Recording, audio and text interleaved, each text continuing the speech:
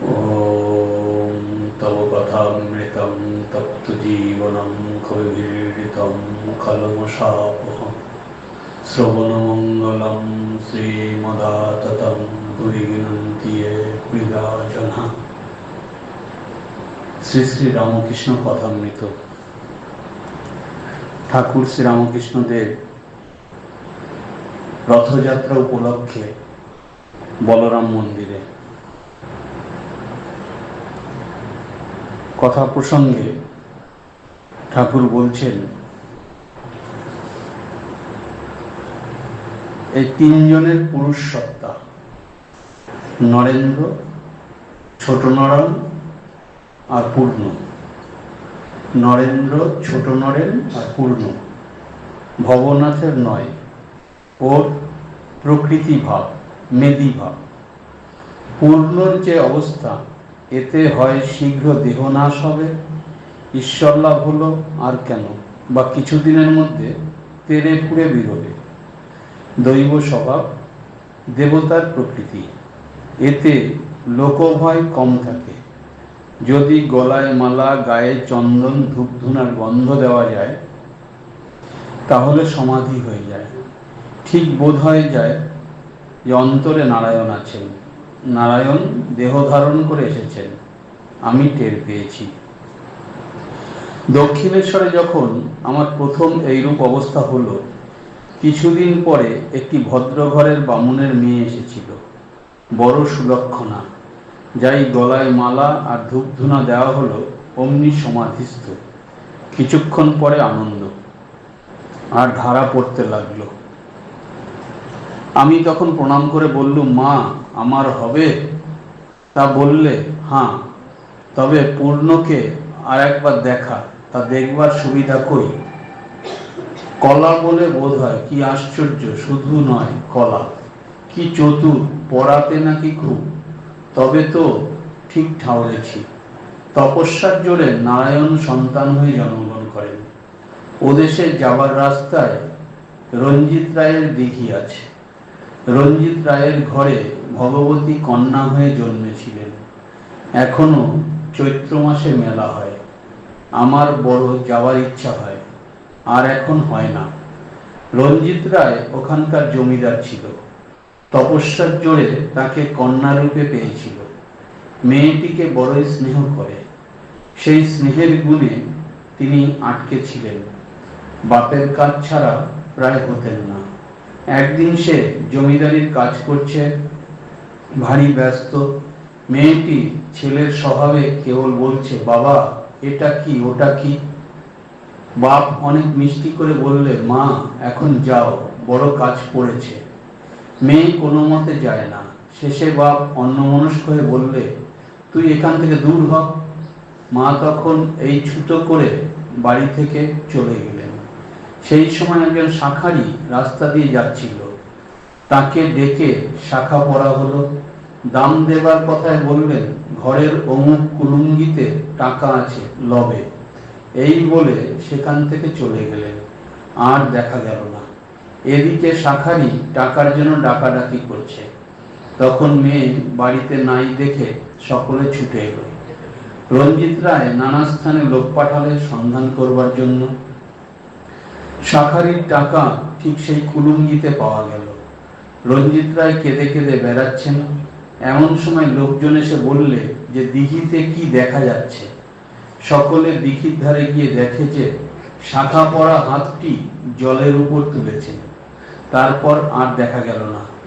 এখনো ভগবতীর পূজা ওই মেলার সময় হয়, বারুণীর দিনে। মাস্টারকে বলছেন, ঠাকুর, এসব সত্য? মাস্টার, আজ্ঞা হাঁ শ্রীরামকৃষ্ণ। নরেন্দ্র এখন এসব বিশ্বাস করে। পূর্ণর বিষ্ণুর অংশে জন্ম। মানসে বিল্লপত্র দিয়ে পূজা করলুম, তা হলো না। তুলসী চন্দন দিলাম, তখন হলো। তিনি নানা রূপে দর্শন দেন, কখনো নররূপে, কখনো চিন্ময় ঈশ্বরীয় রূপে।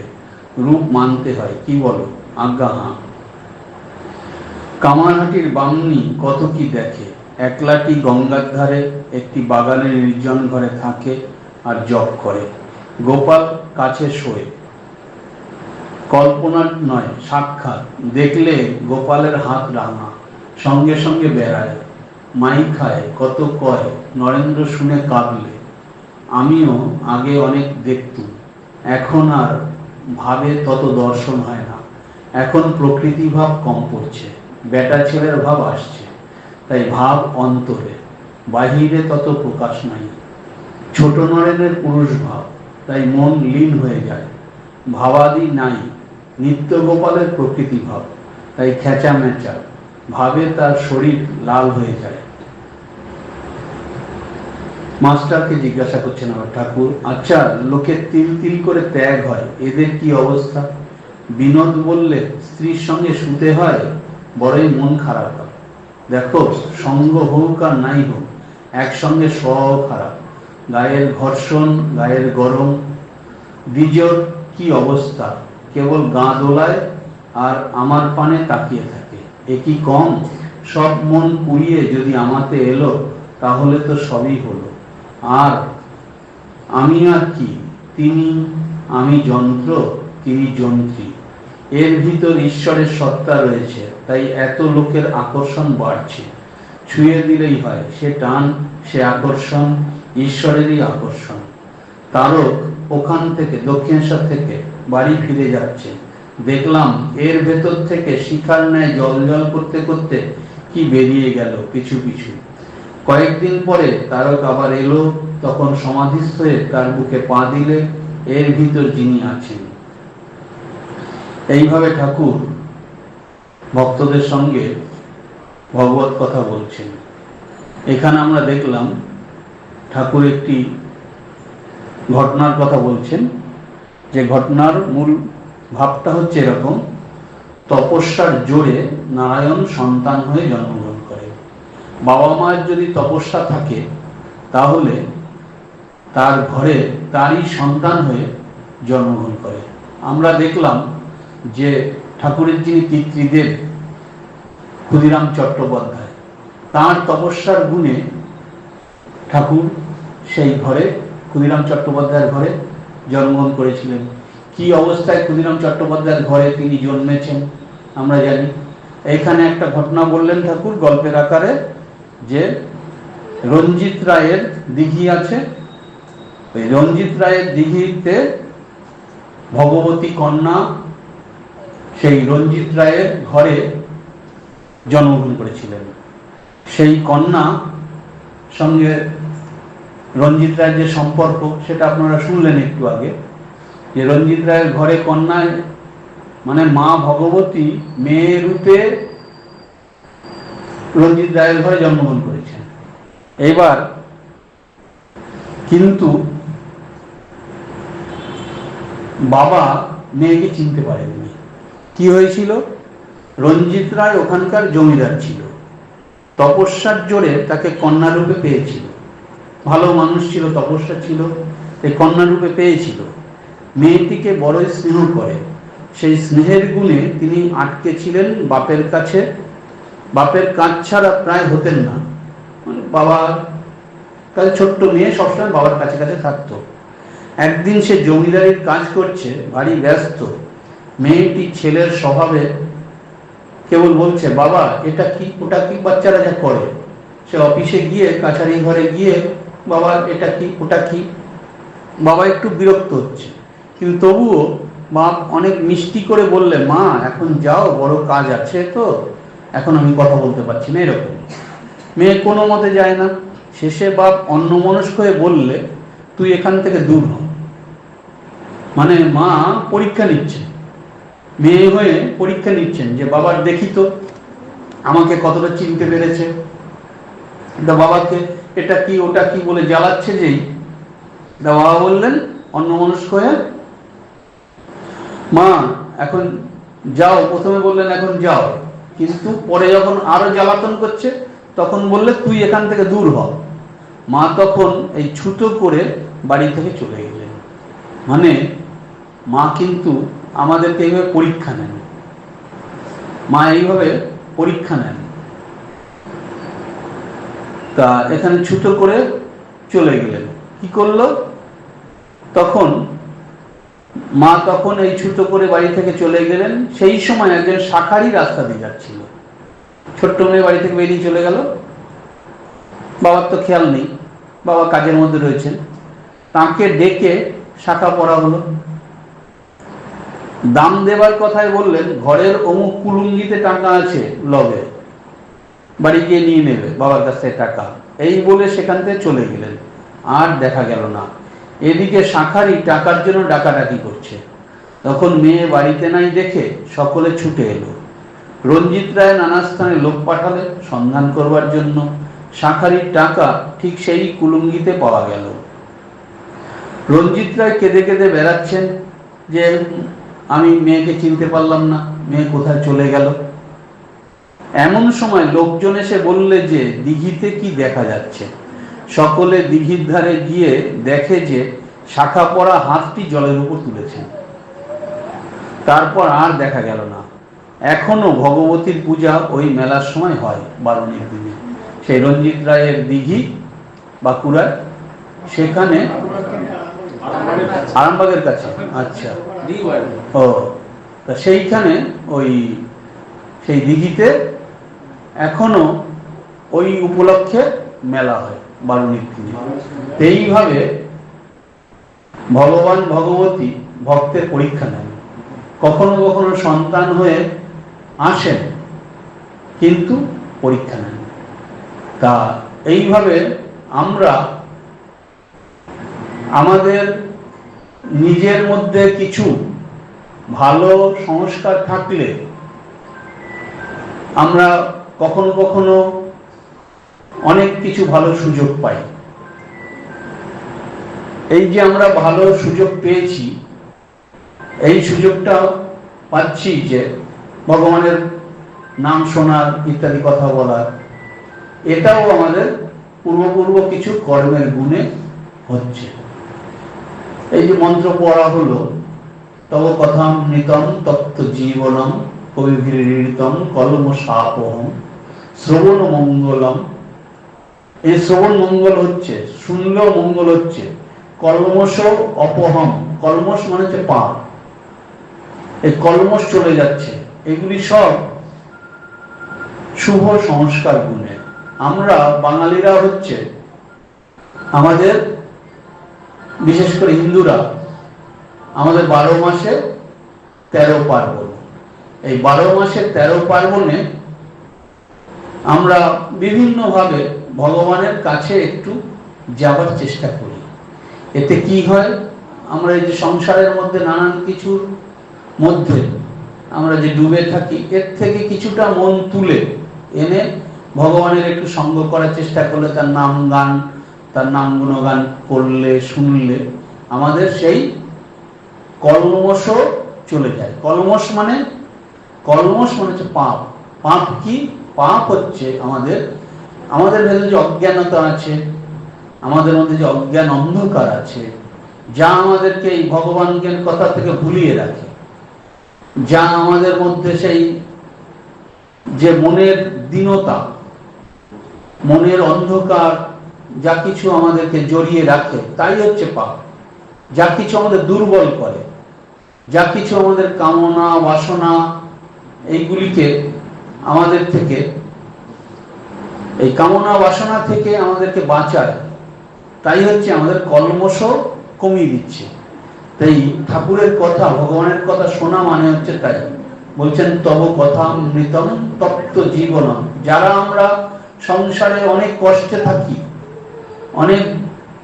থাকি, সারাদিন অনেক কষ্টের মধ্যে আমাদের কাটে, যাদের অনেক রকম অন্তঃসংগ্রাম ও বহিঃসংগ্রাম করতে হয়, মানে নিজের মনের সঙ্গে নিজে লড়াই করতে হয়, আবার অন্যের সঙ্গে লড়াই করতে হয়, তাদের এই সংগ্রাম থেকে একটু কিছুক্ষণের জন্য একটু রসদ পাওয়া, যে আমি ভগবানের দিকে যাতে এগিয়ে যেতে পারি, তার জন্য একটু প্রেরণা পাওয়ার জন্যই এরকম উৎসব অনুষ্ঠান।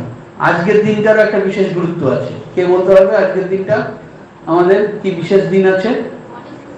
আজকে গণেশ চতুর্থী, মানে ভারতবর্ষের বিভিন্ন প্রান্তে আজ গণেশ ঠাকুরের পুজো হচ্ছে। গণেশ পুজো কিন্তু আরো একদিন হয়, বিশেষ করে আমাদের হিন্দুদের মধ্যে কবে হয়? বাঙালিদের মধ্যে বৈশাখ মাসের প্রথম দিন, পয়লা বৈশাখ, মানে বছরের প্রথম দিনই আমরা গণেশ পূজা করি। গণেশকে কি বলা হয়? সিদ্ধিদাতা গণেশ। সিদ্ধিদাতা গণেশ বলতে আমাদের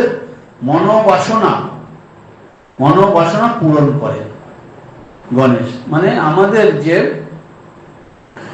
ইচ্ছা, শুভ ইচ্ছাগুলো যেগুলো থাকে সেগুলো তিনি পূরণ করে দেন। তাই বলছেন সিদ্ধিদাতা গণেশ। গণেশের আর একটি নাম আছে কি? গণপতি গণেশ। মানে আমাদের এই যে জনগণ, সাধারণ মানুষ, আমরা জনগণ, এই গণের তিনি দেবতা। গণেশ, গণ যুক্ত ঈশ, গণেশ, গণের তিনি দেবতা, জনগণের তিনি দেবতা। জনগণের দেবতা, কিন্তু গণেশ দুদিনে হননি জনগণের দেবতা। তিনি স্বয়ং ভগবতীর পুত্র, মা দুর্গার পুত্র, আমরা জানি। এবার মা দুর্গার জ্যেষ্ঠ পুত্র তিনি নন।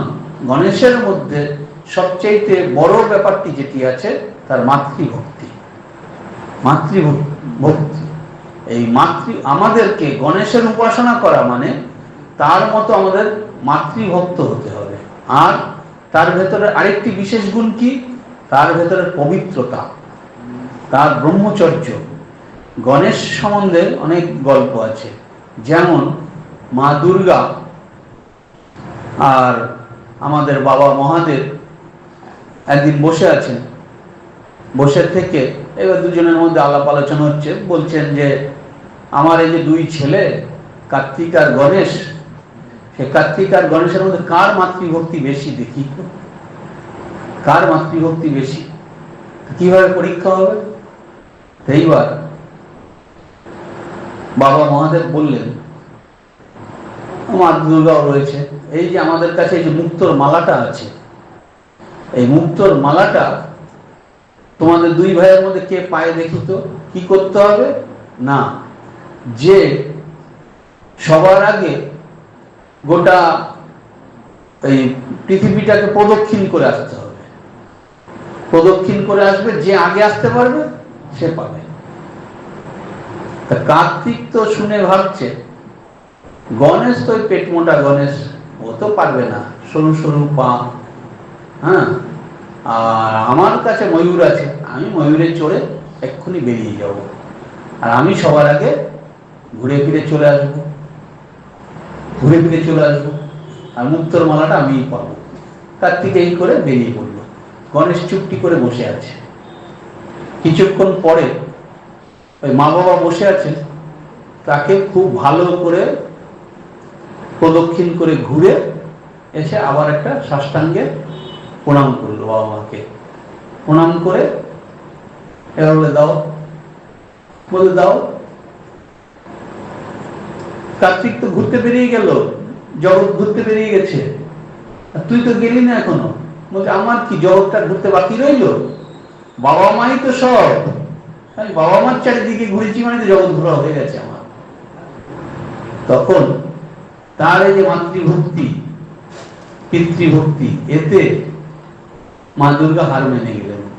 তিনি গণেশের গলায় সেই মুক্তোর মালা পরিয়ে দিলেন। এবার কার্তিক অনেক ঘুরে ঘুরে এসে দেখছে, আরে দাদা মায়ের পাশে বসে আছে, গলায় মুক্তো মালা। কার্তিক বলছে কি হলো এটা? দাদা তো গেলই না। ও গেলই বা কখন, এলোই বা কখন? বলছে ওই তো দাদার যেটি আছে সেটি হচ্ছে মাতৃভক্তি, এই হচ্ছে গণেশের মাতৃভক্তি। তা আসলে আমরা জীবনে আনন্দ পেতে গেলে যে সবকিছুই পেতে হবে, সবকিছুই জয় করতে হবে এমন ব্যাপার না। কোন জিনিসটাকে জয় করলে সব জিনিসের সমান হয়। তাই আমরা যদি জীবনে এইটুকু ঠিক ঠিক করে বুঝি, মানে জীবনে যদি আমাদের একটি লক্ষ্য থাকে, সেটা হচ্ছে আমরা ভগবানকে লাভ করব, ভগবান লাভ করব, তখন আর অন্য কিছু এত বেশি কিছুর পেছনে আমাদের জীবনে ছুটতে হয় না। সেইটি শিক্ষা দিলেন এখানে গণেশ। গণেশের জীবনের আরেকটি ঘটনা আছে। গণেশ তখন বালক, ছোট্ট বালক। তা গণেশ একদিন দেখছেন যে তার মায়ের গায়ে দাগ। তা গণেশ বলছেন, মা তোমাকে কে প্রহার করলো, কে মারলো তোমাকে? মায়ের পিঠে দাগ, তোমাকে কে মারলো? কে মারলো বলো শিগগিরি, কে আমার মাকে মারলো? যে মারলো এক্ষুনি আমি তাকে গিয়ে তার মাথা কেটে আনবো। মা তো চুপ করে রয়েছে, বলছে, কিছুতেই বলছে না। মা বলো শিগগিরি, কে মারলো তোমাকে, এরকম প্রহার করলো কে? আমার মাকে কে মারে? বাবা আমার ছেলে মেরেছে আমাকে। বলছে, আমার ছেলে মেরেছে? কে মেরেছে? তুই মেরেছিস। আমি তখন কখন মারলাম তোমাকে?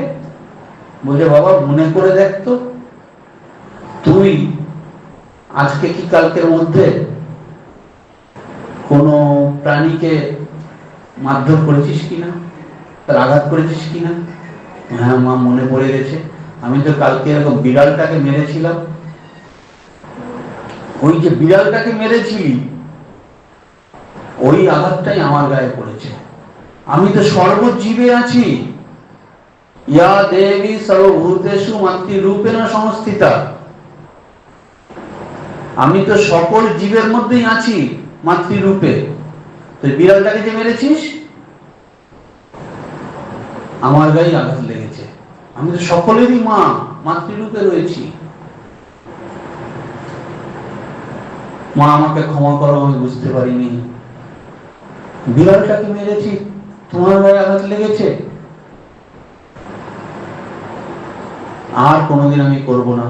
আমি সর্বজীবের মধ্যে আজ থেকে তোমাকে দেখব। সেই যে সেদিন গণেশ প্রতিজ্ঞা করলেন,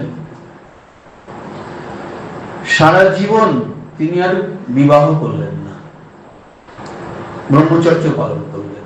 কেননা যাকে বিয়ে করব সেই তো আমার মা, সবার মধ্যে তো আমার মা আছে, তা মাকে বিয়ে করে নাকি কেউ? তিনি আজীবন কুমার রয়ে গেলেন। গণেশ হচ্ছেন এই ব্রহ্মচর্যের প্রতীক, পবিত্রতার প্রতীক। এই পবিত্রতা না থাকলে, এই ব্রহ্মচর্য না থাকলে আমরা বড় কিছু করতে পারি না। গণেশ হচ্ছে পবিত্রতার প্রতীক, ধৈর্যের প্রতীক, অধ্যবসায়ের প্রতীক। স্বামীজি বলছেন, যে কোনো মানুষকে বড় হতে গেলে তিনটি জিনিস দরকার: পবিত্রতা, ধৈর্য ও অধ্যবসায়। গণেশ হচ্ছে পবিত্রতার প্রতিমূর্তি, আর তিনি হচ্ছেন ধৈর্য। যার মধ্যে পবিত্রতা থাকবে তার ভেতরেই ধৈর্য থাকবে, এবং ধৈর্য যার ভেতরে থাকবে সেই যে কোনো জিনিসকে আঁকড়ে ধরতে ঠিক ঠিক পারবে, এবং দীর্ঘদিন ধরে একটা কোনো কিছু ব্যাপারে সে লেগে থাকতে পারবে, এবং দীর্ঘদিন ধরে লেগে থাকলেই সে সিদ্ধি লাভ করতে পারবে। আমরা কোনো একটা কাজ শুরু না করতে করতেই তার ফলটা চেয়ে বসি আগে, গাছ লাগাতে না লাগাতেই তার ফলটা আশা করি।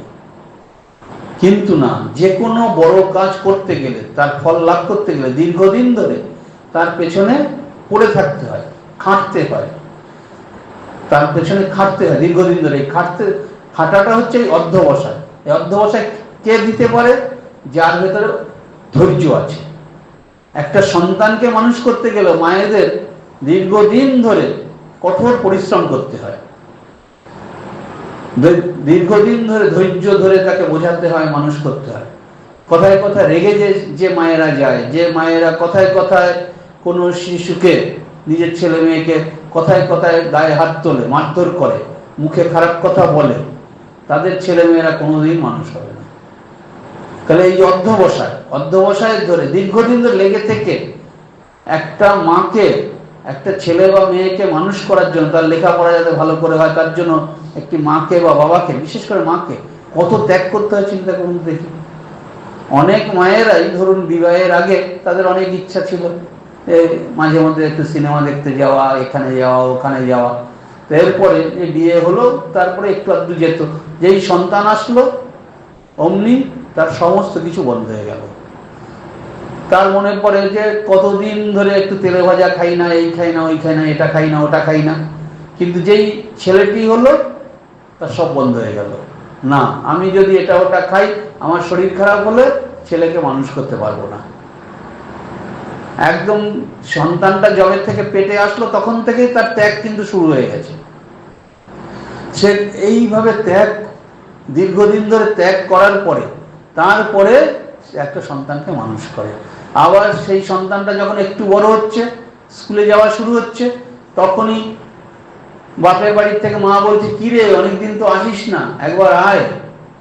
না, আমার ছেলের স্কুল আছে, মেয়ের এটা আছে ওটা আছে। আরে রবিবার দিনটা তো আয়। না, রবিবারে কি আসবো, রবিবারে আবার মেয়েটাকে নাচের স্কুলে নিয়ে যাই, ছেলেটাকে আঁকা শেখাতে নিয়ে যাই, ওই দিনও যেতে পারবো না। একদিন যদি না থাকি তাহলে কিছু হবে না। এই যে কতদিন ধরে নিজের বাবা মায়ের সঙ্গে দেখা করতে যাচ্ছে না, এই সমস্ত এই ছোটখাটো এরকম অনেক ত্যাগ করার ফলে তারা একটা ছেলে মেয়েকে মানুষ করে। তাহলে এই অধ্যবসায় আসে কোথার থেকে?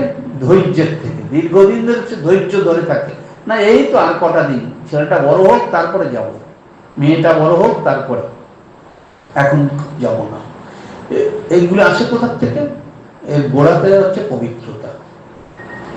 যার ভেতরে সততা, পবিত্রতা এগুলো নেই, তার ভেতরে এখন ধৈর্যও থাকবে না, সে যে কোনো জিনিসকে এভাবে আঁকড়ে ধরতে পারবে না। স্বামীজি বলছেন, যে কোনো বড় কাজ দুদিনে হয় না, আর চালাকির দ্বারা কোনো মহৎ কাজ হয় না, বড় কাজ হয় না। তার জন্য দরকার পবিত্রতা, ধৈর্য, অধ্যবসায়। এই পবিত্রতা, ধৈর্য, অধ্যবসায়ের প্রতীক হচ্ছেন আমাদের গণেশ। এই গণেশ পুজো করা মানে সিদ্ধিদাতা। তিনি বলছেন সিদ্ধিদাতা গণেশ। তা সিদ্ধি লাভ যে কোনো ব্যাপারে, সিদ্ধি লাভ দুদিনে হয় না। কেউ যদি একটা খেলাধুলায়ও সিদ্ধি লাভ করতে চায়, তাকে কতদিন ধরে পরিশ্রম করতে হয়। এই যে অলিম্পিকে যারা যায়, তারা কতদিন ধরে, হয়তো 24 ঘন্টার মধ্যে কেউ 17 ঘন্টা, কেউ 16 ঘন্টা, কেউ 18 ঘন্টা ধরে অধ্যবসায় করে, অনুশীলন করে, একটা জিনিস নিয়ে পড়ে থাকে। যে কোনো ব্যাপারে, যে হয়তো গান শিখছে, সে ক ঘন্টা ধরে ডেইলি রেয়াজ করে তারপরে সে সেইখানে পৌঁছে। যে কোনো ব্যাপারে আমাদের দরকার কি? দরকার হচ্ছে ধৈর্য এবং অধ্যবসায়। ধৈর্য আর অধ্যবসায় কি করে আসবে? যার মধ্যে পবিত্রতা থাকবে, মানে তার নিজের উপর নিজের শ্রদ্ধা থাকবে যে আমি পারবই, আমি কোনো ফাঁকি দিয়ে কিছু করব না, আমি এগিয়ে যাবই, আমি যেটাকে ধরেছি এটা ধরেছি। এই শিক্ষা দেন হচ্ছেন গণেশ। গণেশ হচ্ছে, তাই বলছে সিদ্ধিদাতা। সিদ্ধি লাভ দুদিনে হয় না। এই আজকের এই শুভ দিনে, গণেশ চতুর্থীর দিনে আমাদের এই গণেশকে স্মরণ মনন করা তখনই সার্থক হবে যখন আমরা আমাদের ভেতরে সেই পবিত্রতার শক্তিতে ঠিক বিশ্বাস করব। আমাদের মধ্যে যে কোনো কাজ করতে গেলে আমাদের উদ্যম আসবে, পবিত্রতা থাকবে। আর সেই দিনই আমাদের হবে এই ঠিক গণেশের পূজা। গণেশের পূজা মানে সেই হই হুল্লোড় করলাম আর ওই বড় বড় লাড্ডু খেলাম না, লাড্ডু খাওয়াটাই শুধু না।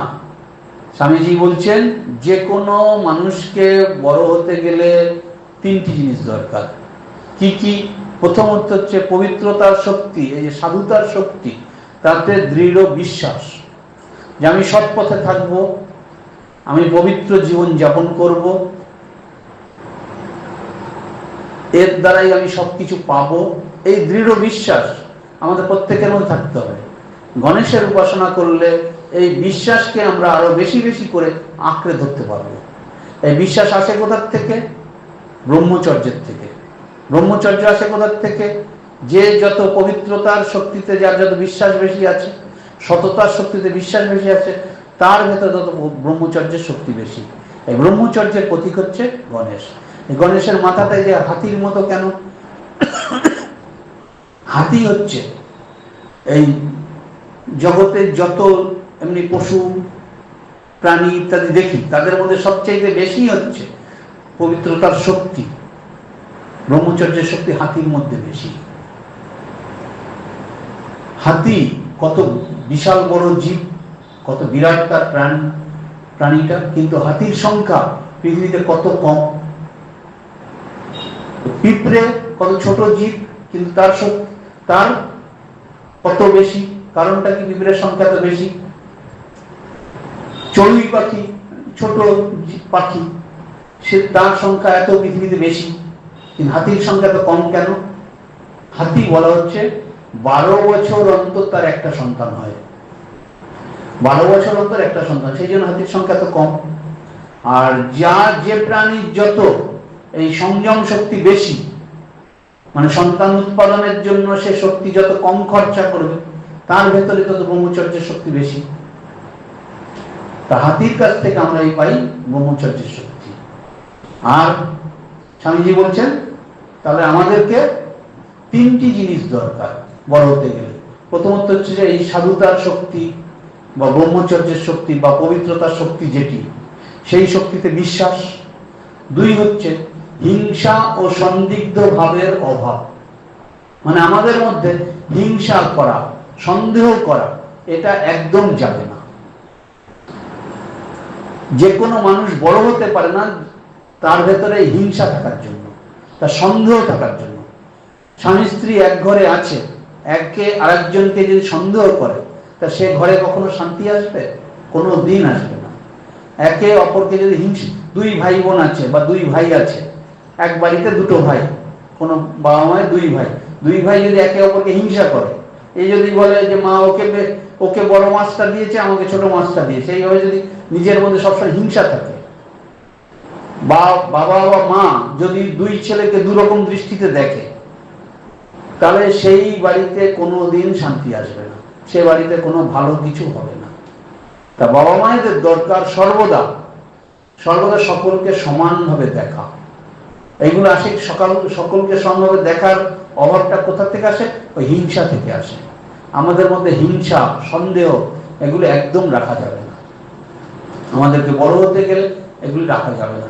এটা আমরা শিখছি কার কাছ থেকে? গণেশের কাছ থেকে, গণেশের ভাব থেকে। আর কি বলছেন স্বামীজি? বলছেন যারা বড় হতে চায় বা বড় কিছু কাজ করতে চায়, তাদেরকে সর্বতভাবে সাহায্য করতে হবে। মানে আমি সব করব, আমি বিখ্যাত হব, আমি সব কিছু করব, আমি যে কোনো কিছু সবার আগে থাকবো, তা না। সমাজের যে যেখানে আছে, সে আমার কাছের মানুষ হোক, দূরের মানুষ হোক, সে যদি ভালো কিছু করছে, তাকে আমি আমার সাধ্য মতো সাহায্য করব। যে ভালো কিছু করছে তাকে আমি সাহায্য করব। আর কি? গণেশকে বলা হয় হচ্ছে জনগণের দেবতা। গণেশ, গণযুক্ত ঈশ্বর, জনগণের দেবতা। দেখুন গণেশের আমরা দেখছি কি, পাগুলো সরু সরু, তাই না? হাত পা সরু, পেটটা মোটা, দেখলে তো দেবতা মনেই যেন হচ্ছে না। হাত পা গুলো সরু সরু, পেটটা মোটা, কানগুলি বড় বড়, নাকটা লম্বা, হাতির নাক না যেমন, তাই তো। আর চোখগুলো ছোট ছোট, হাতিরও চোখ ছোট ছোট। তা আমাদের জনগণেরও তাই। পুরো জনগণকে ওই একটি গণেশ মূর্তি দিয়ে যেন চিহ্নিত করা হয়েছে। জনগণের আজ অবস্থা কি? সামগ্রিকভাবে বেশিরভাগ জনগণ কি? আমরা অপুষ্টিতে ভুগছি, অভাব, দুঃখ, দারিদ্র, পেট ভরে দুটো খাবার পাই না। যে বাচ্চাটা ছোটবেলার থেকে পেট ভরে একটু ভালো মন্দ খাবার পায় না, তার কি হয়? হাত পা গুলো সরু সরু হয়ে যায়, রিকেট রোগী, হাত পা গুলি সরু হয়, মাথাটা মোটা হয়। আর কি হয়? পেটটা ঝুলে যায়, খাবার না পেয়ে অপুষ্টিতে পেটটা ঝুলে যায়, পেটটা মোটা হয়, নাগা পেট যেটাকে বলে। গণেশেরও তাই। আর কি? চোখগুলি ছোট ছোট। চোখ ছোট কেন? আর কানগুলি বড় বড় কেন? নাকটা ছোট লম্বা কেন? জনগণ হচ্ছে তাদের সম্মিলিত জ্ঞানের অভাবের জন্য তারা যে কোনো জিনিসের দুদিন পরে কি ঘটবে বা 2 বছর পরে কি ঘটবে, 5 বছর পরে কি ঘটবে, সেটা তারা ভাবতে পারে না। তারা সবাই মিলে আবেগে চলে। এই অমুক নেতা ডাক দিয়েছে, চলো মিছিলে চলো। তারা আজ এ পার্টির মিছিলে যাচ্ছে, কাল ও পার্টির মিছিলে যাচ্ছে, সব পার্টির মিছিলেই যাচ্ছে। কিন্তু আমার যাওয়া উচিত কি উচিত না? সম্মিলিতভাবে আমার সব গরিব মানুষদের জন্য এটা ভালো হবে না খারাপ হবে? কোনো পার্টি কিন্তু গরিব মানুষের জন্য নাই। তাই সাধারণ আমরা জনগণ যারা, তারাই যে কোনো জিনিসের আজ এটা করলে কাল কি হতে পারে এইটা আমরা দেখতে পাই না। সেই জন্য দেখুন, আমাদের যে দেবতা তারও চোখ দুটো ছোট ছোট। হাতির অত বিশাল শক্তি, তার যদি চোখটা বড় বড় হতো, সে যদি চারিদিক সমানভাবে ভালো করে দেখতে পেত, তার একার শক্তিতে গোটা পৃথিবীকে সে তছনছ করে দিতে পারত। তার জনগণেরও কিন্তু বিরাট শক্তি। তার কারণ জনগণ হচ্ছে এই 85% 90% তো মানুষ জনগণ, মানে গরিব মানুষ। জনগণ বলতে কি? গরিব মানুষ যারা, যাদের শক্তিতে এই গোটা পৃথিবীটা গড়ে উঠেছে, শ্রমজীবী মানুষ। কিন্তু শ্রমজীবী মানুষরা যদি, তারা যদি তাদের কোনটা ভালো কোনটা মন্দ ঠিক ঠিক মতো দেখতে পেত, তাহলে তারা সব এক হতো। এক হয়ে তারা সম্মিলিতভাবে ওই বড় লোকেদের তাবেদারি করতো না। তাদের সামনে ওই ছাগলের পালকে, যে ওই একটা কাঁঠাল পাতার ডাল হাতের সামনে নেড়ে ওই যে নিয়ে যায় না, বলি দিতে নিয়ে যায়, কিন্তু খেতেও দেয় না, ছাগলের পালকে দেয়। তা জনগণকেও এরকম বাবুরা ওই এটা ওটা দেখাচ্ছে, আমাদের সঙ্গে আসো, এই বলো, যা শিখিয়ে দিচ্ছে তাই বলো, আর বললে শেষে এই করবে। আর ওই বাবুদের মধ্যেই নেতারাই আবার, যারা দুশ্চরিত্রবান, যারা বদমাশ শয়তান, তারাই আবার আমাদেরই ঘরে ঢুকে গিয়ে আমাদেরই ঘরের ছেলে মেয়েদেরকে বিভিন্নভাবে নষ্ট করছে। এই যে কি ঘটনাটা ঘটছে সবাই জানেন, কি ঘটনাটা ঘটছে। আমাদেরই ঘরের একটি মেয়ে এত লড়াই করে, সে সৎ পথে শিক্ষিত হয়ে লড়াই করে একটু সমাজে উঁচু হয়ে দাঁড়ানোর চেষ্টা করেছিল। এইবার সে যখন দেখতে পেল যে চারিদিক থেকে বিভিন্ন কিছু চলছে চক্রান্ত, সে তার বিরুদ্ধে যে রুখে দাঁড়ালো, তাকে শেষ করে দেওয়া হলো। এই তো সোজা কথা। আবার বিভিন্ন রকম মিথ্যা দিয়ে, বিভিন্ন কিছু দিয়ে কেসটাকে ধামা চাপা দিতে হলো। জনগণ যদি কোনটা ভালো কোনটা মন্দ দেখতে পেত, তার যদি চোখটা ওই হাতির মতো ছোট ছোট না হয়ে একটু বড় হতো, তাহলে তাকে এইভাবে সেই শয়তান স্বার্থান্বেষী মানুষেরা তাকে এইভাবে ভিন্ন পথে ঘোরাতে পারত। তার যে সমাজের যে শক্তিটা, সেই শক্তিটাকে দিয়ে তারা তাদের নিজেদের কার্য সিদ্ধি করতে পারত না। জনগণের মধ্যে আছে সমস্ত শক্তি, কিন্তু যুগে যুগে দেখুন জনগণই হচ্ছে ওদের দ্বারা নিষ্পেষিত হচ্ছে, জনগণই ঠকছে। যাদের যে জনগণের শক্তিতেই বাবুদের বড় বড় প্রাসাদ বলুন, রাজপথ বলুন, যা কিছু সব তৈরি কাদের? জনগণের শক্তিতে। জনগণ বিনিময়ে কি পাচ্ছে? কিচ্ছু পাচ্ছে না। যুগে যুগে তারা নিষ্পেষিত হচ্ছে। আজ আমার আপনার ঘরের গরিব ঘরের কটা ছেলে মেয়ে চাকরি পাচ্ছে? কোনোদিন চাকরি পাবে না। কেন পাবে না? যদি সব ঘরের ছেলেমেয়েরা, গরিব ঘরের ছেলেমেয়েরা চাকরি পেয়ে যায়, তাহলে মিছিলে কেউ যাবে? ভোট কেউ দেবে? সে যে পার্টি হোক, দেবে কেউ? কোনো পার্টি কেউ এই জনগণকে দেখবে না। জনগণকে কি করবে? যে না, তোরা তো যাতে সম্মিলিত হয়ে কিছু আমাদের বিরুদ্ধে যাতে না করতে পারিস, নে এই কিছু কিছু করে দিলাম, ছড়িয়ে ছিটিয়ে দিলাম, এই নিয়ে তোরা খুশি থাক। যেমন কাকপক্ষীকে ছড়ায় না, কাকপক্ষীকে ছড়ায়, সমস্ত কিছু ছড়ায়, তেমন আমাদেরকে ছড়িয়ে ছড়িয়ে দেয়। কে কি ছড়ায় না ছড়ায় ওসব আপনারা ভালো জানেন, বোঝেন। আশা করি বুঝতে পারছেন। কিন্তু সমস্ত কিছু কি জন্য হচ্ছে? আমাদের জনগণের দূরদৃষ্টি নেই। আমরা কোনটা ভালো কোনটা মন্দ বুঝি না। আজকের এই সামান্য ঘটনাটা দুদিন পরে কি ঘটবে না ঘটবে বুঝতে পারি না।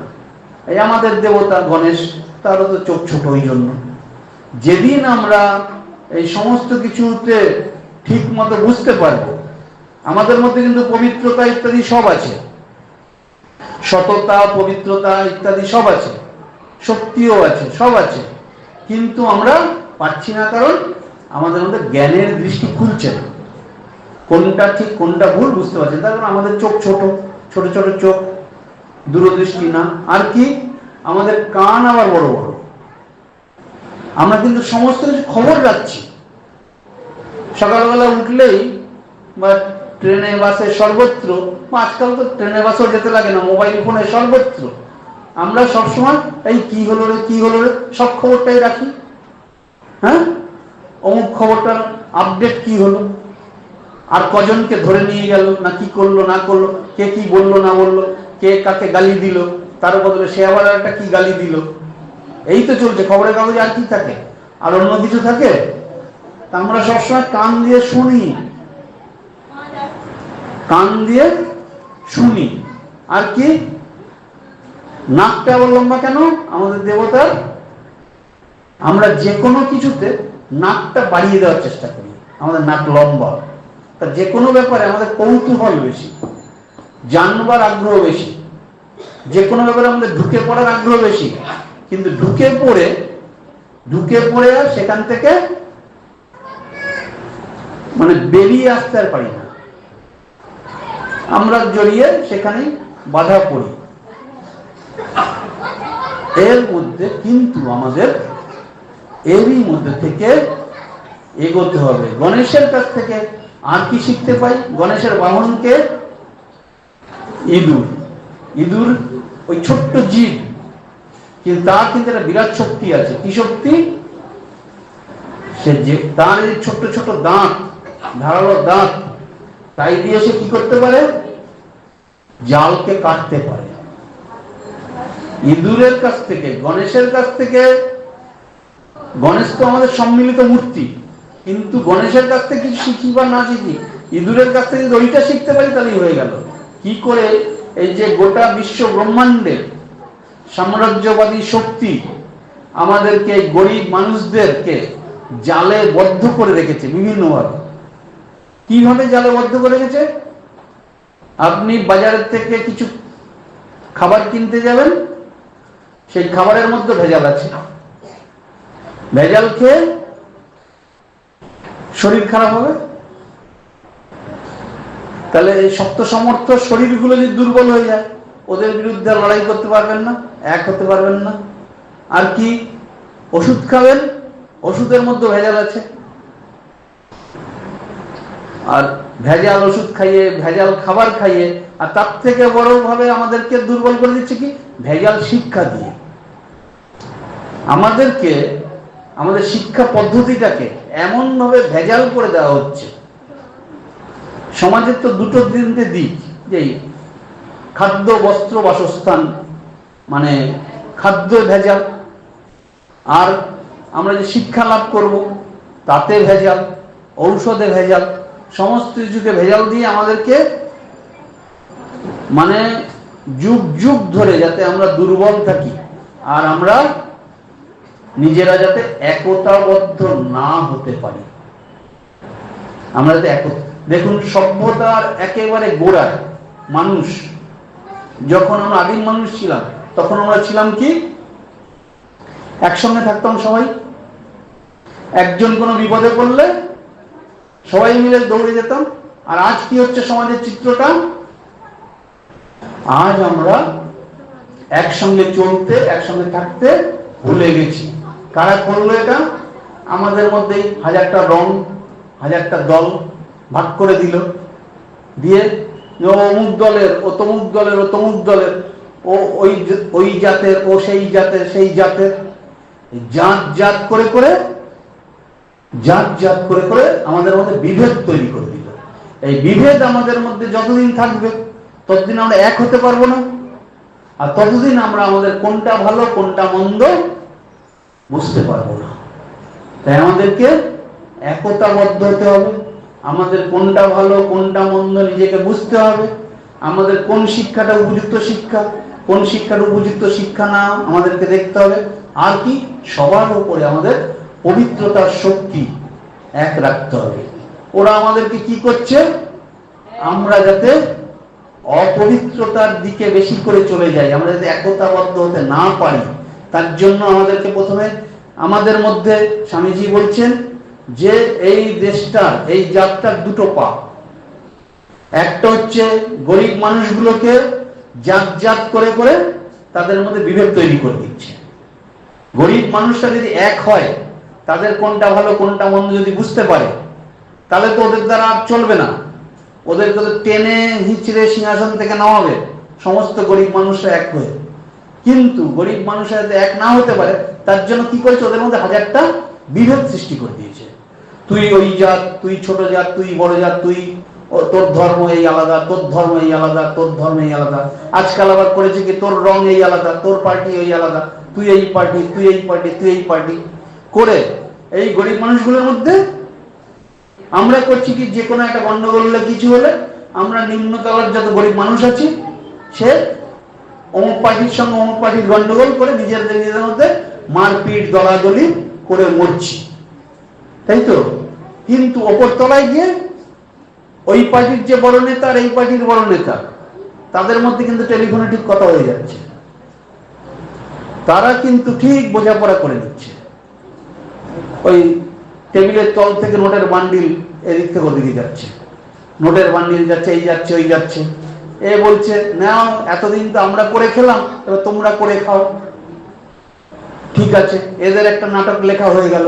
এই নাটকটা ঠিক যদি জমাই, দেখো এ বলে দিচ্ছে, দেখো তোমরা তো একদিন করে খেলে, এইবার তোমাদেরকে অনেক বছর হয়ে গেছে, এইবার তোমাদেরকে হাঁটাবো। তার জন্য কি করতে হবে, এই নাটকটা লিখছি, কিন্তু এই নাটক করব। কত নাটক আমরা করছি ক্ষমতা দখল করার জন্য, কি করছি না, আমরা অনশন করছি, এতদিন অতদিন অনশন করছি, কিন্তু অনশন করছি আর ওইদিকে পর্দার আড়ালে লেবুর রস খাচ্ছি, লেবুর রস খাচ্ছি, বিরিয়ানি খাচ্ছি, অনশন করছি, পাবলিক জানলো অনশন করছি। আমরা এইভাবে করে কিন্তু পাবলিককে কি করছি, ভুল বোঝাচ্ছি। কেন করছি, আমাদের ওই দৃষ্টিশক্তি কমের জন্য। আমরা কোনটা ভালো কোনটা মন্দ, কোনটা নাটক, কোনটা অভিনয় বা কোনটা অরিজিনাল ঠিক আমরা বুঝি না। এই হচ্ছে, যদি আমরা কোনটা আমাদের ভালো কোনটা মন্দ ঠিক বুঝে সমস্ত জনগণ এক হতে পারি, সমস্ত জনগণ এক হয়ে ওদের বিরুদ্ধে সংঘবদ্ধভাবে এক হতে পারি, জাতি ধর্ম বর্ণ দল মত নির্বিশেষে আমাদেরকে এক হতে হবে, তাহলেই হবে ঠিক ঠিক গণেশ পূজার সার্থকতা। আর তাহলেই আমরা আরো ঠিক ঠিকভাবে এগিয়ে যেতে পারব। আমাদেরকে চোখ সর্বদা খোলা রাখতে হবে, নিজেদেরকে বিবেক বিচার বিচার করে ঠিক ঠিক এগোতে হবে। ঠিক আছে, আজকের দিন এইটুকুই থাক, সবাই ভালো থাকুন, আনন্দে থাকুন। ওম শান্তি শান্তি শান্তি। হরি ওম তৎসৎ। শ্রীরামকৃষ্ণার্পণমস্তু।